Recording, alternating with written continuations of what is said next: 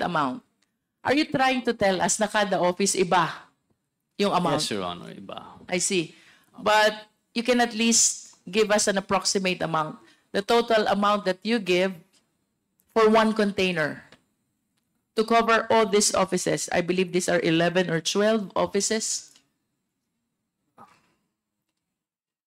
Matagal na po kasi, pero naalala ko po kasi, lahat po kasi ng container ko, uniform po yung ano niya eh. Yung Flat rate. binabayad. Oh. So, 170,000 Per container. per container. So, kailangan ko pong, kasi kagabi lang po yung ano eh, yung, kagabi ko lang nalaman na pupunta ako dito. Nagulat po kasi I ako. understand. Hindi ako handa. Can you give us an approximate number of containers na napaparating mo in a month?